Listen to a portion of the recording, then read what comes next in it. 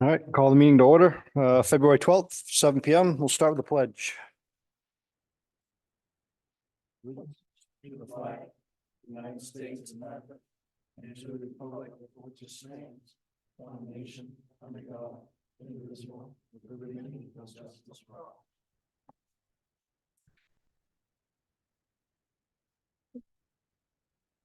How's the agenda looking? Any additions, subtractions?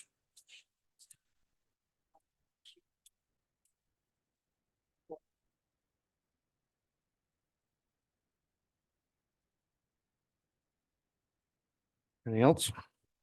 I just wanted to ask a question at the end about consolidated.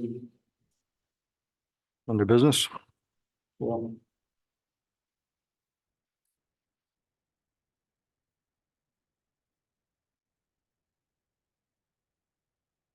Okay, given the updates, looking for an approval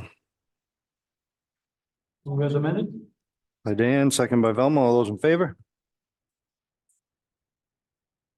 Public forum. This is the opportunity for the public to speak on any non-agenda items. You came in right at the right time.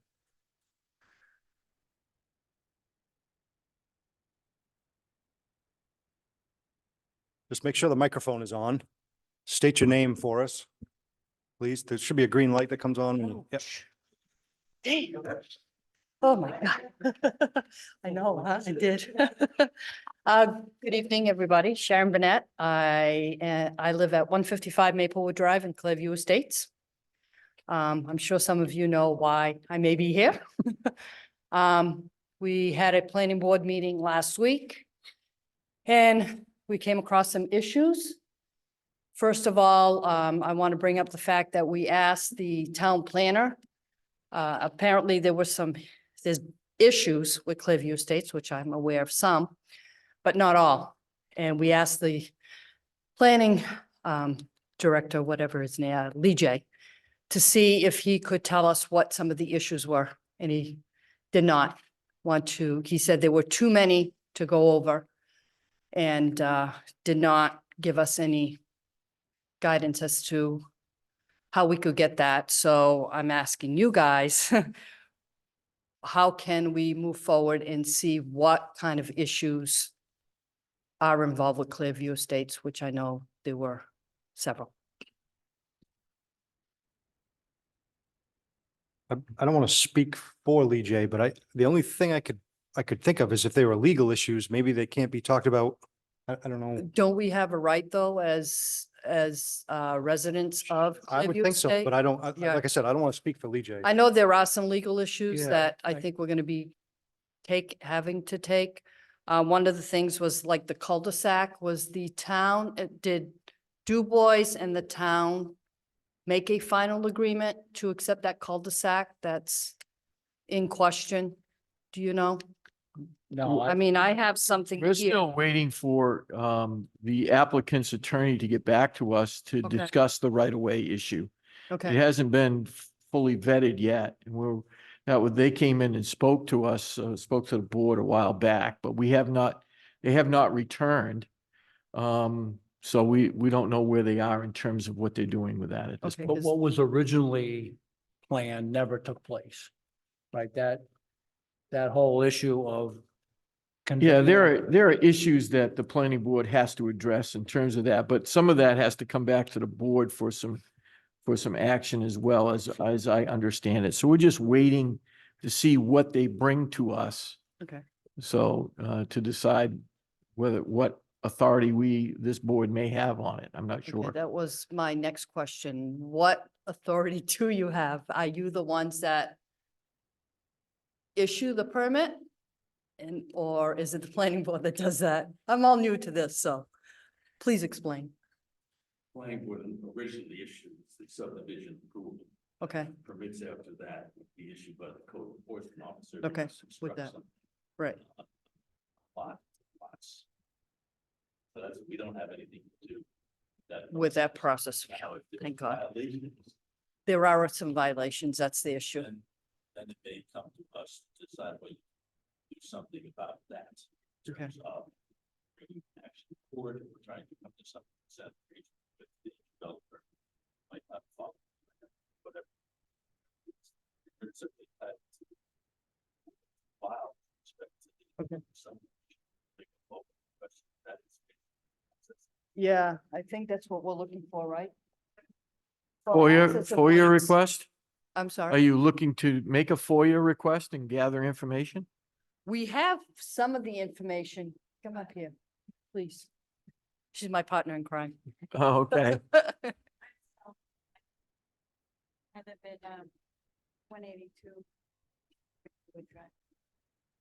So, yeah, I guess we'd like to see what the issues are and have some of those issues from the past been taken care of between the town and Du Bois. I know like the trees were taken care of, but in reading the consent agreement, I noticed that there were a few things like the dry hydrant. I don't think there's anything in Clearview Estates that and I've been there for 34 years. I don't know of any dry hydrant that is there. I know that's one of the issues. The only one that I know of is the cul-de-sac Yeah. where Mr. Thomas lives. Yeah, Right. And there was a consent agreement that was supposed to happen between the town and Du Bois, and that never happened. Don't know why, just a long time ago, but that never happened. And that's part of what the lawyers are working on, is to try to bring that. But that's the only thing that we would be involved with, would be just that consent agreement. Anything else, Except the cul-de-sac. permitting, all of that, that's all through the planning board. okay. Is the cul-de-sac and all the roads there, are they the town roads? You speak into the mic, please? Oh, I'm sorry. That's okay. The cul-de-sac and all of those roads, they're town roads, correct? Yeah, we Yeah. plow that. Yeah. Like, he does not own the cul-de-sac, correct? No, that's town. Well, Well, Is it I- the- yeah, yes and no, Right. There are issues with, because some of that never got recorded. but the town plows that, but Right. when the developer started looking at that, they noticed that, hey, something is wrong here, something isn't right. So that's part of the consent agreement. Lawyers are trying to work out. We're not gonna tear the road up and change the cul-de-sac. They're looking to say, hey, I believe, this is where the cul-de-sac is. Come up with a consent agreement and we can. I know But they that's had a kind of public hearing the premature. other evening. Were you able to ask these questions at the public hearing? We're not getting, no, we're not getting a lot of direct answers from them. And Mr. From- Feldman avoids us. and, From who? Who you're not getting answers from? Mr. Feld, I mean, I sent him a detailed email. I think you all received one from me. Yes, you all did. Yeah, I know. I'm trying to, well, I didn't get your name, so. Yes, Stella Stella. McCormick. And I point blank asked him about, to clarify, what are these issues that he does not want to go into? Well, And some of them may not be related to planning board matters, so that may be the issue why he's not answering them. Not sure. He never responded to my detailed email. And, when I brought up some issues, the meeting was canceled that evening. Was that the night of the snowstorm or No, whatever? Or no. was it, didn't have a quorum?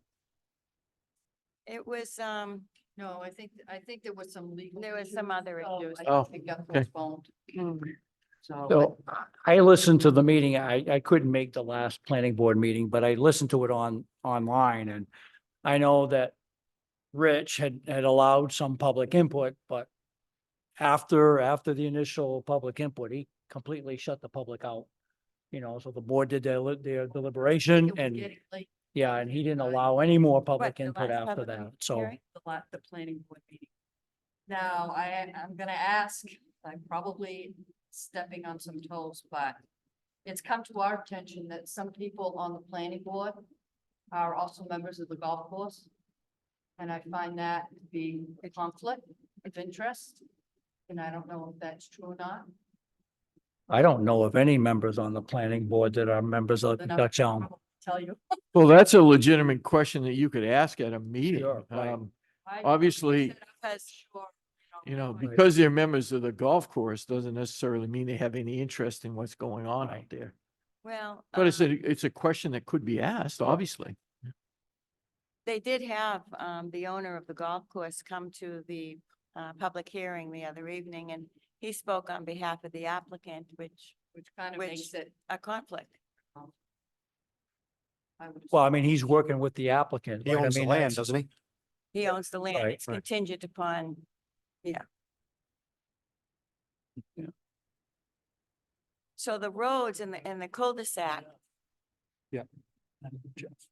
So right now, that's a roadblock or a restriction that it's an unresolved issue that he has to resolve with his engineer and then come to the planning board or whatever with an answer to rectify it, because Mr. Feldman said, I think that the cul-de-sac should just go away and we should just get rid of it the other night at the Right. meeting, and you just can't get rid of it, right?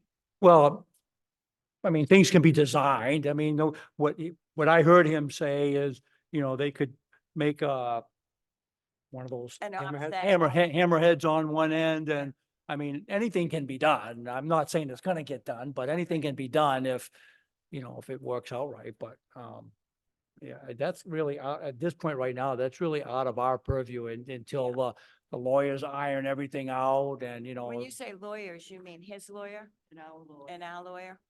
no, his lawyers and our lawyer with the cul-de-sac and what's going on with the cul-de-sac. Oh, you mean, attorney Leah Rachin? Yes, She's our Because we- attorney, 'cause We yes. have an attorney that Yes. was present. Yep. That has, representing come up us with, now. yeah, they came up Sure. with 2 restrictions that are on Michael's deed and the offset cul-de-sac. That may be more of a civil matter than it is a design Yeah. matter. I'm sure your attorney will advise you about that stuff. In your honest opinion, everybody here, what is your feeling about the impact on this whole Arundel and an intrusion to our neighborhood and the schools and everything? I mean, we've got water in our basements, we've got water in behind the houses, and it's horrendous. That's a tough question for this board to ask. that's You're very asking them a personal question where if the ordinance allows it, if they go Yeah. through a process Right. and they right. get all the approvals and Yeah. the ordinance allows it, then there's not much we can do about that. Right. I mean, we live in southern Maine. Growth is huge down here, right? I mean, I had a piece of property where a 49 home came right next to me, right? We're in Yeah. southern Maine. This stuff is gonna happen. And to Yeah. Keith's point, if the ordinance allows it, DEP Yeah. allows it, they follow all the rules.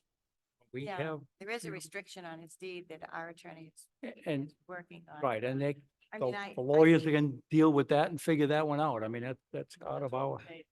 Yeah. No, I mean, I see all the developing and, a development goes in and it's in a street and it's not within another developed neighborhood and intruding on everything. I mean, this is like, gonna change the whole lifestyle and safety. We have no sidewalks. What's it gonna be like, to walk your dog or to just walk with children or, it's really. Yeah, look at Liberty Acres, right? That's where I used to live and they got his song development now. That road, Liberty Acres, is so busy now. People fly up. I go to visit my son. People fly up and down that road. It's, yeah, it's growth. I mean, Yeah, the stop sign, right? Yeah, no Yeah. stop sign. Okay. Now, I think one other question is, in the consent agreement, if I'm reading it correctly, that lot 14 was really never accepted for septic? Is that true? You don't know. don't, Everything planned, I can't tell. Yeah, Yeah. we haven't looked See, at the this isn't plans. their area. Plans. yeah, Yeah, No, okay, we wouldn't know that. okay. On another note, moving forward from this, moving away from this. Back, I think it's gonna make 2 years now. Well, even last year, we had some digging that was done for fiber, for the new internet for Fidium. Oh, Fidium. And at the four-way corners, they made quite a mess. And we were told that they were gonna come back.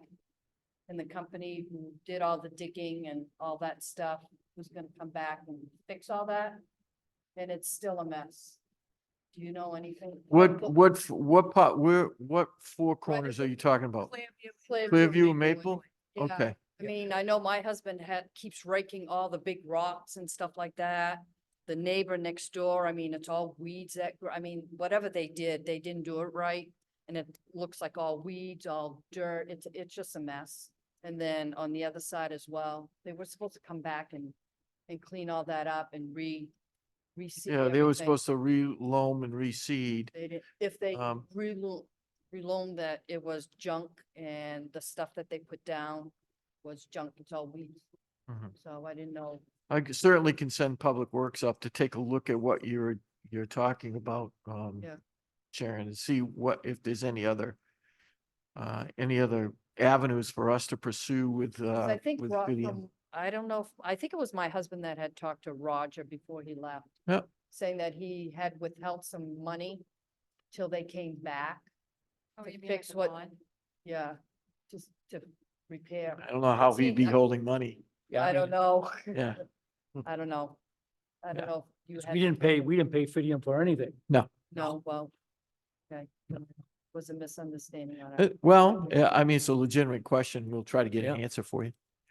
All right, so Well, I think that's it. thank you. I very won't bug much. you anymore now. Thank you for your time. Thank you. Thank you. Yeah. Anything else from the public? Oh,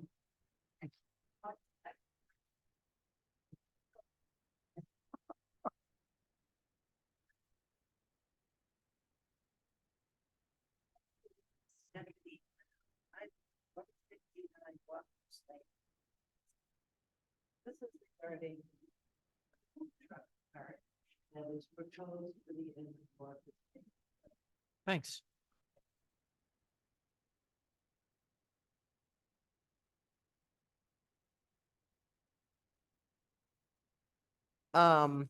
They've proposed a 3-truck food truck park for the end of Walker's, the intersection of Walker's Lane and Route 1, right on that little skinny strip of land right next to the river. And I don't know if any of you are familiar with our intersection at Walker's Lane and the old post road. But it is, I put a list of accidents from the DOT website there. I found a list of 33, but there's some map that comes up with 99. I come out of that road a couple times a day to go northbound. It's I've really thought about this. It's probably the sharpest corner on Route 1 that isn't under some type of traffic control with stoplights and a low speed limit. I happen to own a fairly successful food truck and am familiar with the amount of traffic it creates because I own a food truck on the corner in Kennebuck. Sometimes we do as many as 200 covers a day.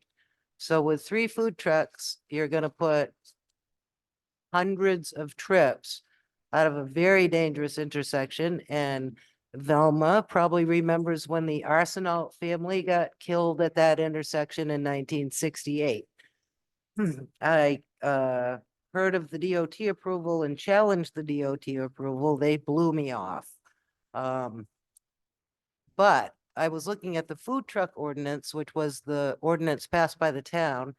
And it seems to indicate that a food truck can't be within 200 feet of an intersection. That was the ordinance that passed. Is that the language that rules in this case? Because what it says in the zoning ordinance is something else. Right. Stephanie, you're absolutely correct. Both are in a slight conflict. And I know that Lee J contacted the attorney today and sent both documents to her for a review because the standalone ordinance has the 200 foot restriction, where section 9, the conditional uses of the ordinance does not. So we're waiting for her to respond to us so we can respond to you correctly. If the town voted on something, I don't really understand why you would have to go to an attorney, right, to determine that. Well, they If- voted on all of it. They voted on section 9 of the conditional use for land use, and they voted on this. So at separate times, obviously, but both documents, and it contradicts itself is what, yes. yeah, right. Okay. So one says 200 feet, the other says nothing. So- Yes. Right. Yeah. That is correct. You are gonna create a public health hazard, right? This is not a fender bender intersection. I mean, are you familiar with coming out of Walker's Lane, anybody? I've Yes. got about 200 feet of sight distance to the north, and it should be 350. This section of road coming the southbound traffic, right, coming around the corner of the big yellow house, the Arundel Meadows, right? You can't see anything. There's the pie-shaped intersection of people coming out of the old post road. There's the yoga studio. And it's a retrograde arterial, which the DOT classifies certain roads because their accident rate is higher than most. And if the speed limit was 40 miles an hour, they would require, I believe, a 660-foot sight distance. Right? I mean, and the reality of it is people are coming around that corner at 40 miles an hour. And in 200 feet, if you slam on the brakes in 200 feet at 40 miles an hour, you will dent the driver's side door. If you're going 45, you can't stop. So if they put, there's maybe 20 or 30 trips a day coming out of Walker's Lane. There's 11 houses, maybe, a couple trips a day. The yoga studio isn't open that often across the street, right? And they tend to come out in a group when they let out a class or something. But you're gonna have up, hundreds of people on this blind corner. It's just, someone's gonna get hurt. I switch you the diagram, Yeah, it's right on the. right? So in addition to your food trucks, again, since I own a food truck, you're gonna have tractor trailer trucks pulling in from PFG and Cisco, dropping off their French fries, right? There is only one way, and that is to back in off Route 1. Here's the problem. I have to know totally what's going on the northbound traffic to get out of this. I need 400 or 500 feet, like they gotta be a couple hundred feet on the other side of the bridge so you can fix them, right? Because there's someone coming out of the yoga studio, there's someone coming out of the old post road, and I can't see what's coming around the corner and they can't see me, right? The people that have lived on this road do this every day. It's like this little dance, right, to get out of the end of the road. But to put a heavily trafficked, high volume, what is essentially a restaurant on that corner is negligent, for lack of a better word. So I have taken this to Lee J, and I don't really seem to be getting much about the 200-foot setback. They just, because as you can see by his drawing, there is no 200-foot setback. No, it goes in front of staff Staff review review. committee. Staff review has it. And I brought 30 people to a staff review committee meeting at 9 o'clock in the morning, where basically nobody was allowed to speak, that all would have got up and said, this is crazy to do this. People who live in this town and people who drive up and down Route 1. So Keith, just a quick question. If 9322 does not state anything about an intersection, but this does, wouldn't this override that? Yeah, That's the question we're asking. but that's the ordinance that passed, right? If They if both you're passed. zoning, if. Well, it's they written both in the passed, but there were no zoning thing changes to differently, 9322, was there? And it wasn't amended. 9322 adopted April 1st, 2019, same as this one. Oh, right there too. Adopted April 1st. So what And that's the changed? question. There's a discrepancy there. We just need to get it ironed Yeah, out. yeah. She brings up valid points Yep. in terms of intersection and things like. Correct. Right. Yes. Yes. So it's like all clear sailing to put 3 food trucks down at the end on a very dangerous intersection. And the ordinance was passed that would prevent it.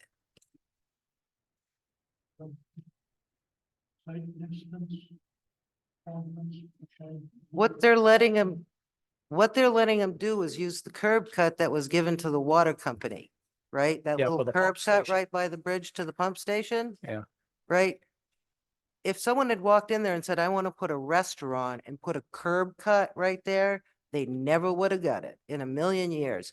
That curb cut got put there because it was a municipal function or a utility, right? It's right at the edge of the bridge abutment. And they won't let the guy have his food truck come out on Walker's Lane because the sight distance is so awful. If you block our southbound vision with any static, right?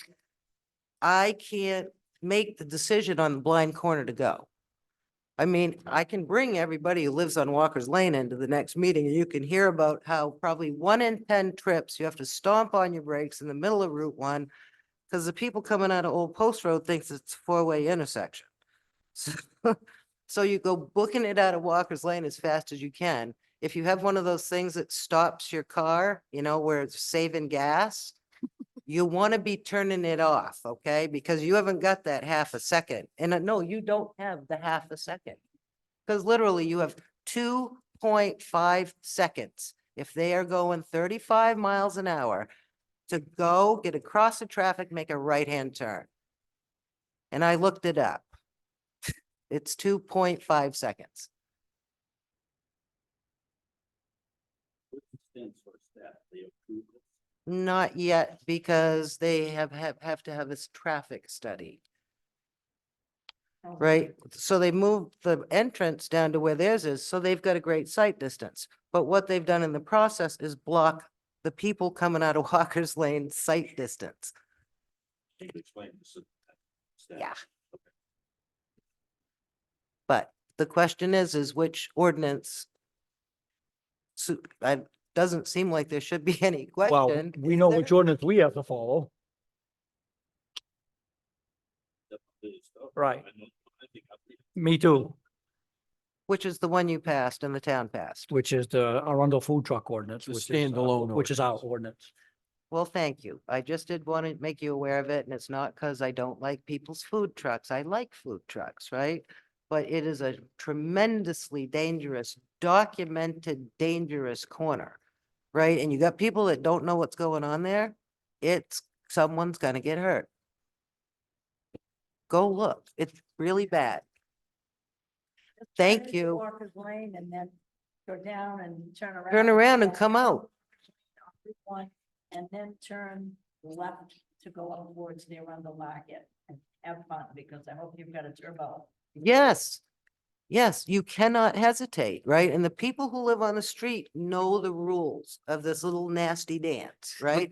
But the people pulling into the food truck don't. He's creating a 6-way intersection. It's already a 5-way intersection. Traffic study will support your position. See? Well, I hope that it doesn't come to that because the ordinance says a food truck has to be 200 feet away from an intersection. To get a permit here, happens. What's that? Ah. Be a hurdle to begin with, if in fact the traffic study. I mean, in addition, right, it's on the riverbank, it's all 100% in the resource protection district, right? It pitches off, I don't know, 15 feet from the road, right? I mean, it should be in front of the planning board now, because I am not a brain surgeon, but I can run a calculator. Just his parking lot gets him, he gets 5.5 inches of fill and he's used up his 100 yards. Okay, so. Thank you. That's scary. Yeah. Have a good one. Thank you. Thank you. Yeah.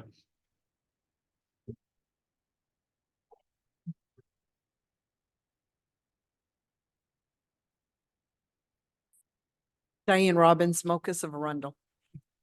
I did attend the planning board meeting in regards to Clearview. Because both I and Ethan have friends that live there. They did ask about what was going on, because it was brought up during the planning board that there was an issue with being able to get a permit because they weren't in compliance with the town, or that was essentially what came across. They did ask what the issues were.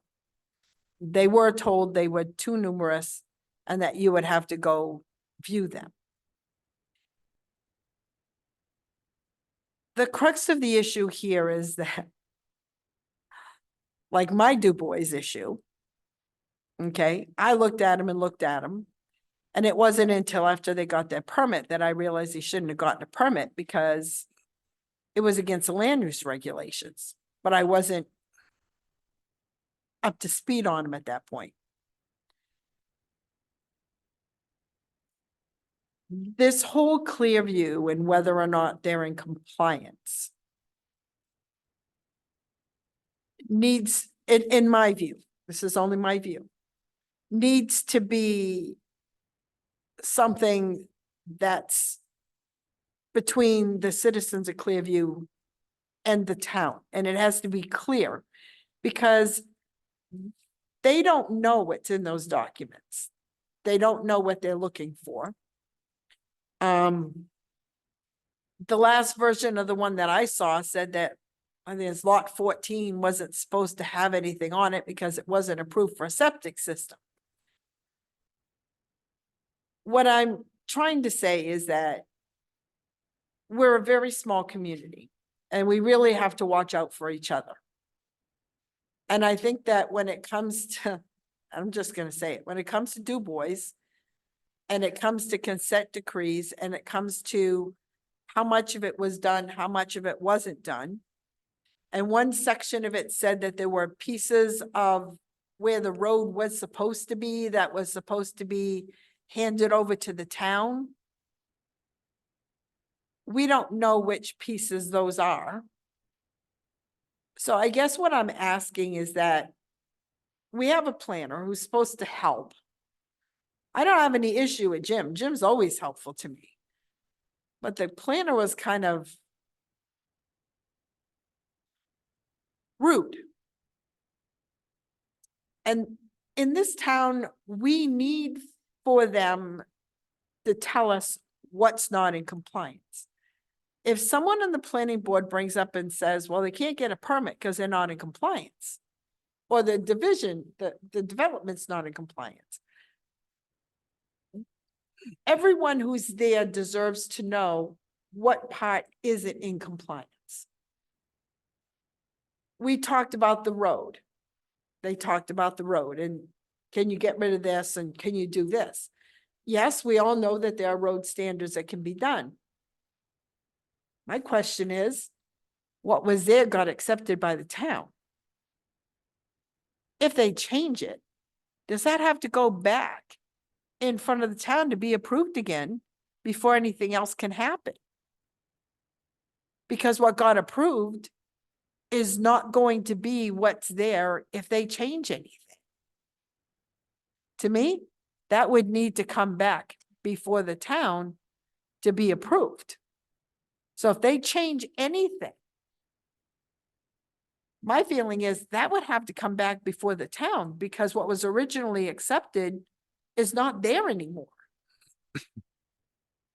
And then detailing what part belongs to the town, because according to what I read, some of it from the road wasn't where it was even supposed to be.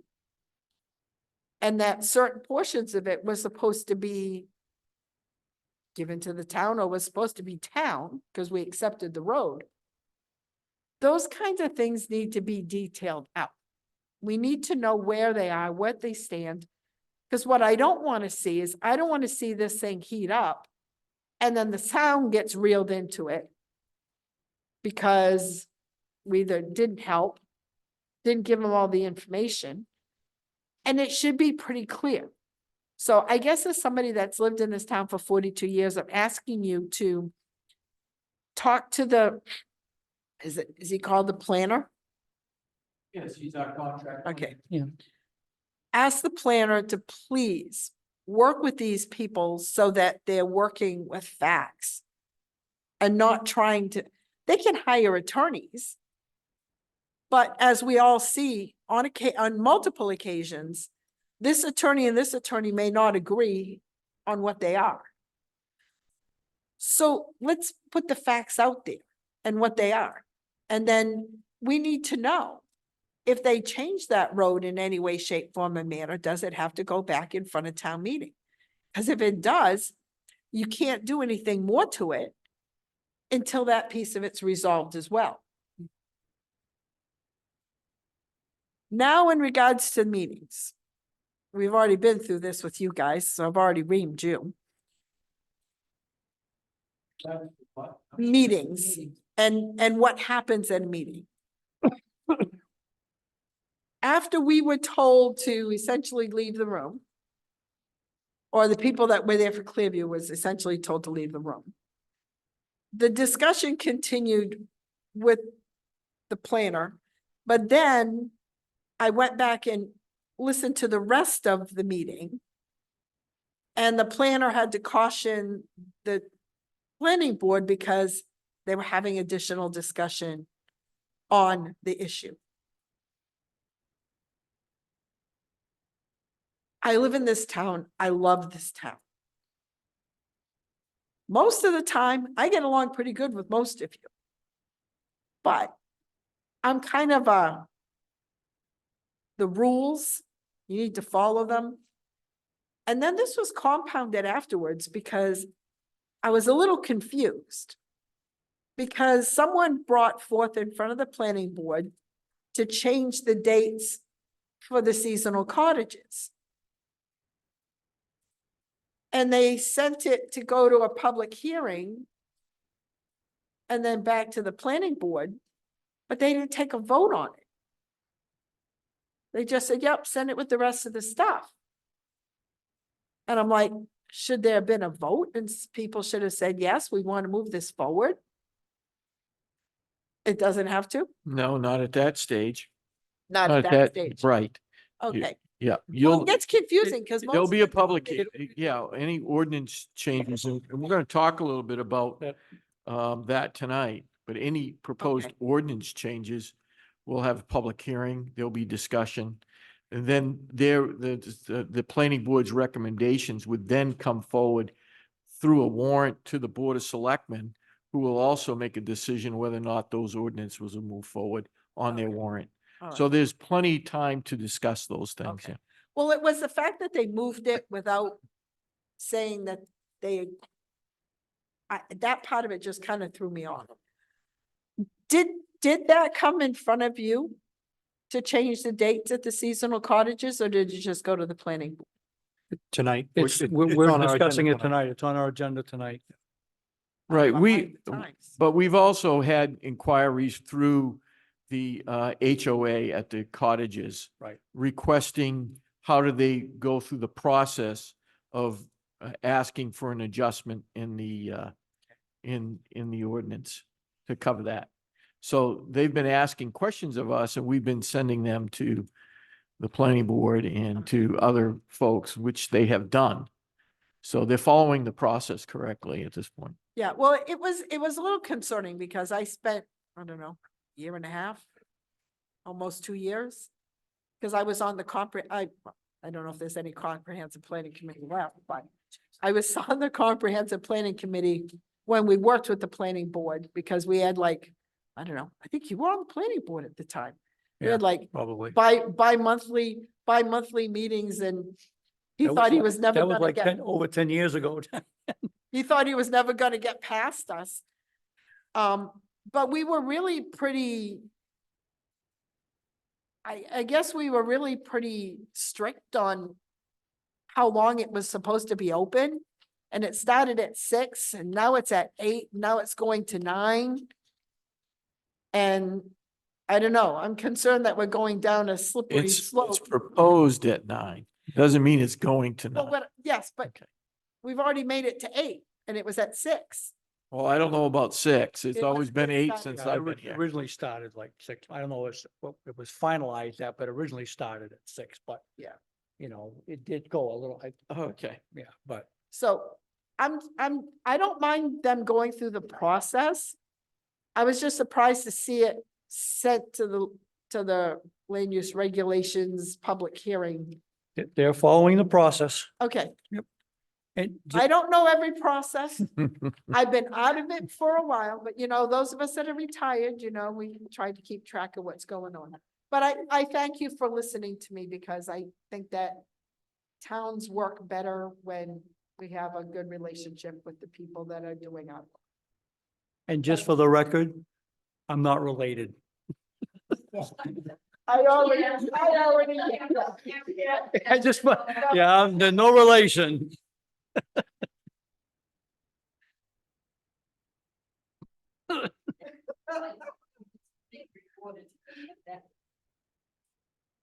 All right. I think that takes care of public forum. Minutes of January 22nd. I just have a question on that. On the others at the meeting, it was Diane Robbins and Eric. Is your son's name Eric? Ethan, Ethan. sorry. Ethan wasn't here, was he? Yeah. Yep, he was. He was sitting right next to her. You didn't see him? So You missed that. I must have. Yeah. You just got home or something. You just came home, right?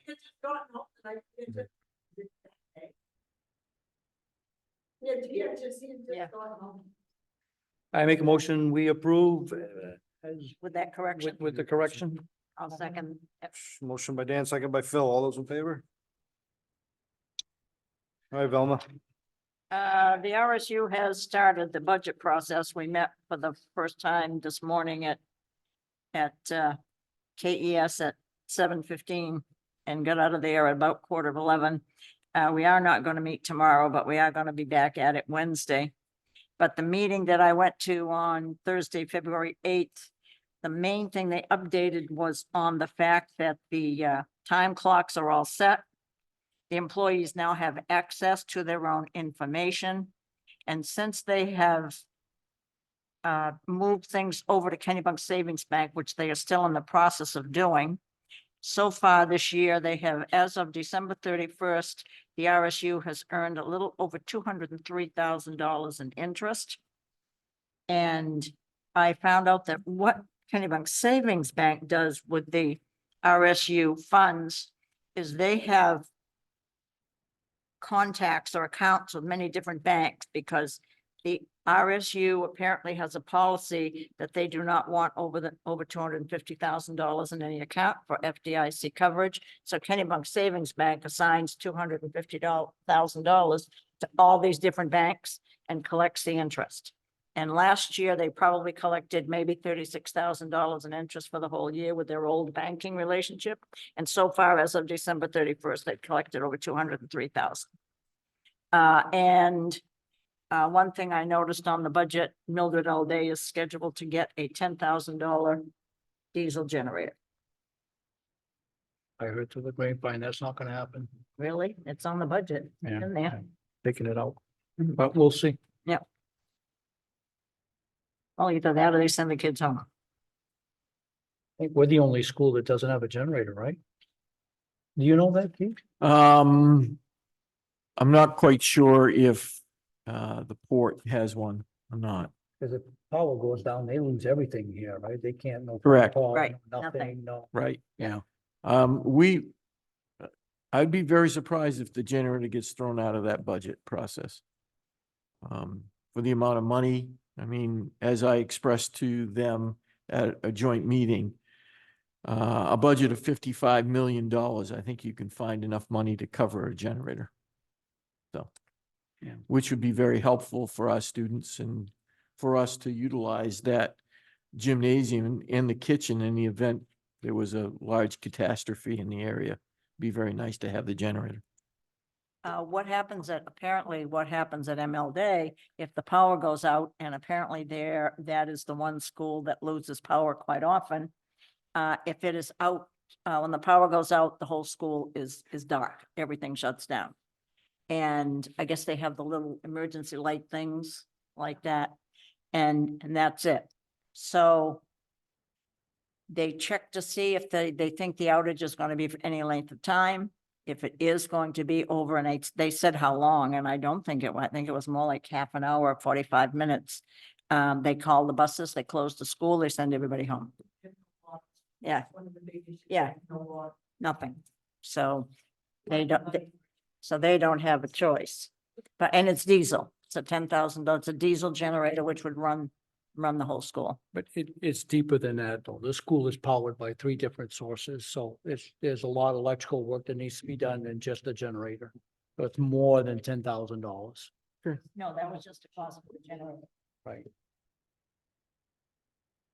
Hey, Keith, can we take advantage of that interest that they're getting?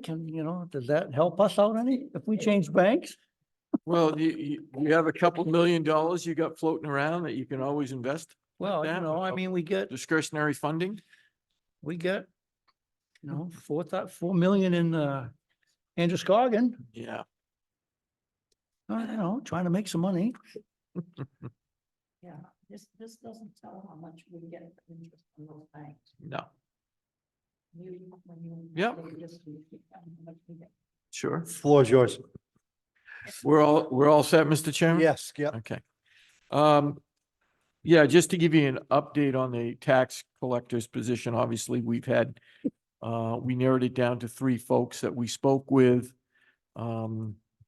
They all were decent candidates. 2 of them had municipal experience. One did not, but, she was people liked her. Staff has met all 3. I sent out a condition of employment opportunity for a woman by the name of Kayla Perkins. Presently, she works for the town of Acton as deputy town clerk. She's tentatively accepted our position, so we're hoping that she'll be here in a couple weeks. We still got, materials to do with her, background checks, all those kinds of things. But we're pretty successful. Hopefully she'll be with us in a couple weeks. I did provide to you a letter that went to the Arundel Planning Board in reference to the Cape Arundel Cottages Preserve and a request for an amendment to the land use ordinance. What they're requesting is an additional month of time that the folks that own property in there could be there. So they would go from May to April 1st, if approved. As we talked a little bit about tonight, as I understand, the planning board at this point has moved their request onto their process of looking at ordinance amendments, and will be conducting a public hearing and further discussion at their meetings, whether or not they'll move that forward. As the process goes, obviously, you all know that they move those ordinance amendments onto the Board of Selectmen. The Board of Selectmen also hold a public hearing on the warrant and make a determination what is going to go on their warrant and be presented to the either, in this case, annual town meeting, but in some instances, ordinance provisions would also be on special town meetings. So, but I believe this is earmarked for discussion and maybe inclusion there. So I provided that information so you stay ahead of it. Some people thought that this had something to do with our tax increment financing process with the, and it does not. This is an ordinance provision. And as I understand, those provisions were made as a result of the fact that there was an effort to limit the amount of school children that would be coming in. If this became a full-time, full-fledged location, there'd be an event that perhaps kids would be moving in and there'd be families living in there full-time. So that was from what I say, the highest topic that limited the time there.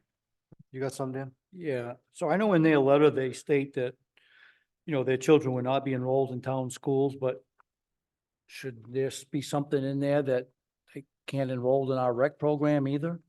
Because if they enroll in our rec program while they're here, does not take away from our regular Arundel residents, Arundel kids? I'm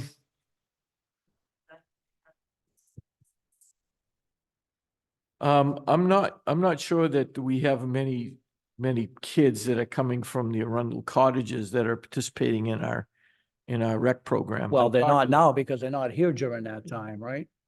Well, they're they in would be winter. here. Yeah, In the summer. So, yeah, they would yeah. be here during the summer. yeah. But I do know that I talked to the rec director today and the summer rec program is really exploding. So she has some concerns that we're discussing now, but I don't think they're related to the cottages in any way. Yeah, okay.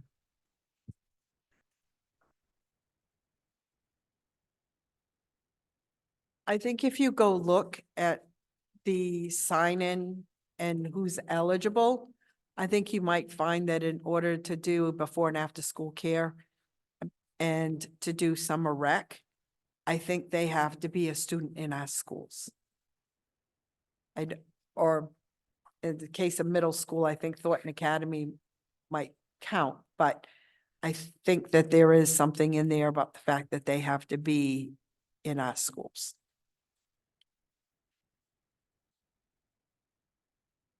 And just briefly, tomorrow evening, we begin our budget process, so reviewing the municipal operating budget. We'll start at 7 o'clock here.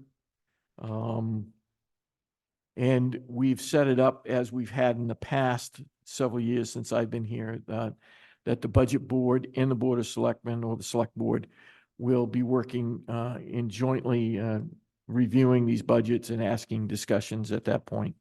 So we'll start tomorrow.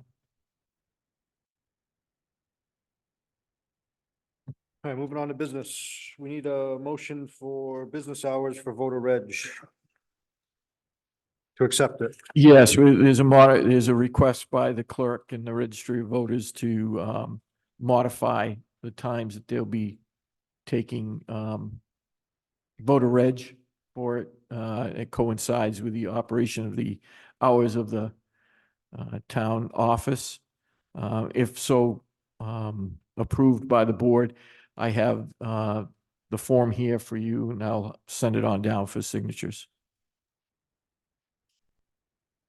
I make a motion, we approve the request. Second. The only question I have is, are they gonna forego the closure for lunch on that day? I don't know, we didn't talk about that, but we can find out.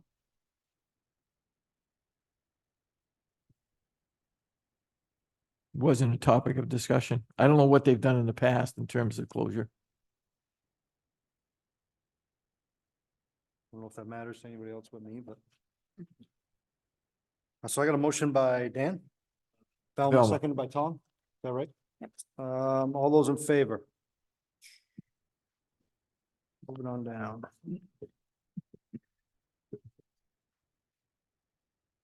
Why'd you laugh at that comment?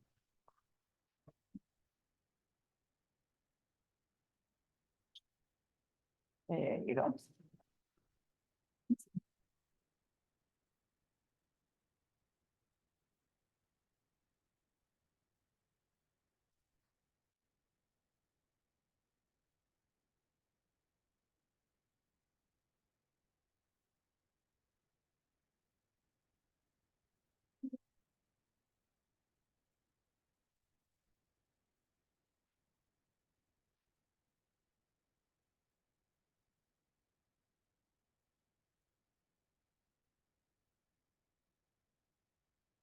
Next, we need a motion to confirm Sylvia Peralt as the warden for the town of Arundel. Election warden. Second. Motion by Dan, seconded by Phil. All those in favor? Pass it down.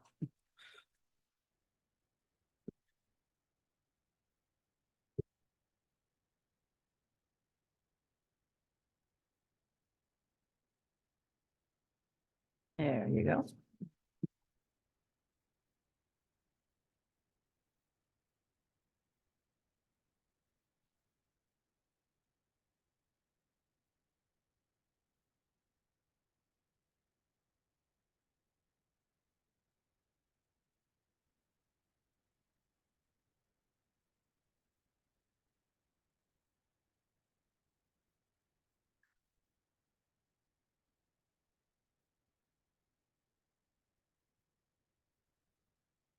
Next, we need a motion to approve Rich Ganong as a member to the Board of Assessment Review Committee. Will that fill the board? Yeah, pretty much. That would give me 4. I'd like to get one more, which would give us a full board. Still looking for one more member. Is he Yeah. okay doing that, being a planning board chair? Yeah, okay. Correct. Right, this is about, folks that are, disputing the value that has been placed on I their know what it property is. and have requested an abatement.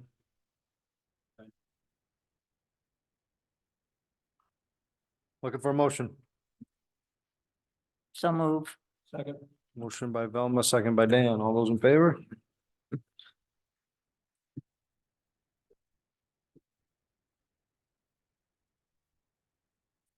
Something tonight is done. Yeah, You'll wear your hand out tonight. there you go. Yep. Stands.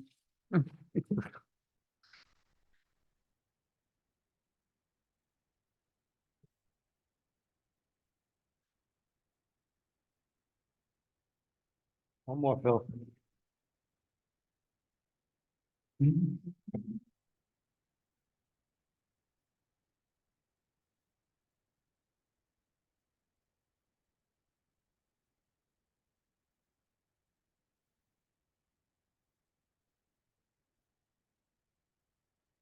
We have a renewal application for Bandaloop liquor license. Looks like it's made it through planning. And it doesn't look like anything's changed. That is correct. Yep. I make a motion, we approve the renewal liquor license for Vandaloop. Motion by Velma, second by Phil. All those in favor? Carries.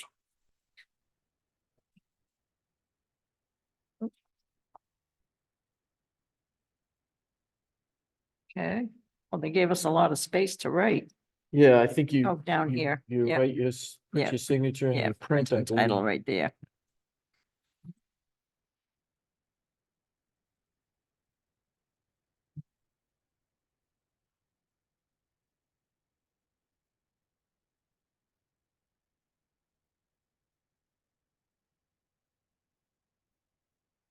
What's our title now? Select person?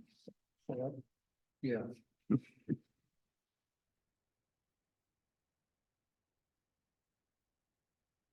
I don't know. I've just been with selectmen.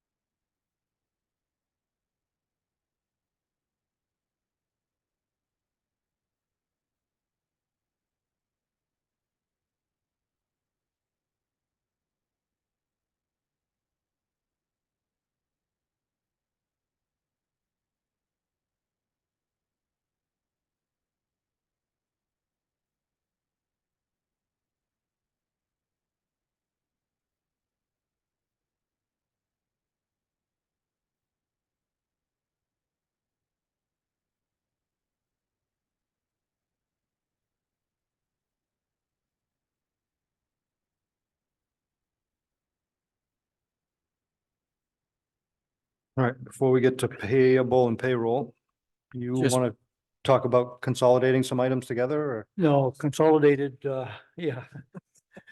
So I think Terry had consolidated a list of all the issues with consolidated Communication. communications. Where do we stand with that? And I think the discussion was we're gonna put that list together and then we're gonna try to send a letter to them saying, hey, we got all these issues in town. What's going on, you know? Right, I sent an email to them with the list. And I have not heard back from them in terms of it.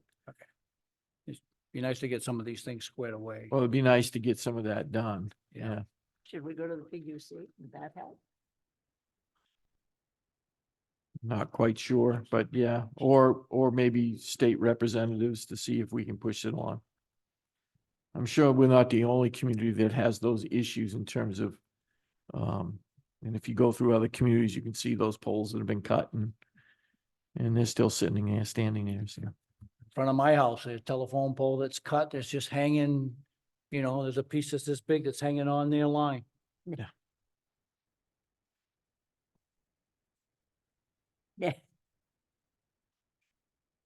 We just have accounts payable, by the way, so. Yes, That's that's correct. Before you get to that, I did leave something in your, on your desk tonight, in reference to the bridge replacement that's being proposed or is being constructed on Days Mills Bridge on Route 35. The information provided to you provides, if you want, you can get onto that website and provide comments or hear the presentation.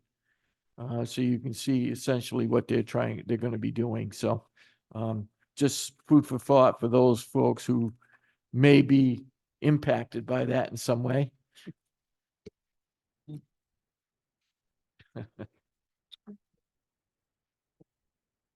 They sent an email also. Yeah. Yeah. We got an email. Okay, good. Weird for you. Good.